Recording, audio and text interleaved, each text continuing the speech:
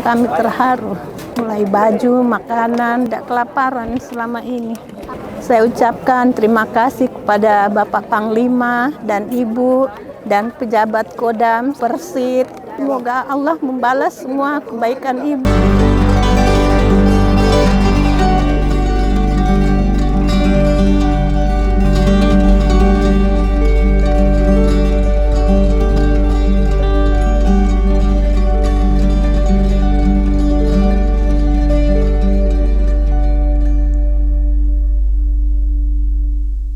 Bahwa kami dikunjungi oleh Bapak Panglima, di mana kami mendapat bantuan berharga buat kami yang kena kebakaran ini.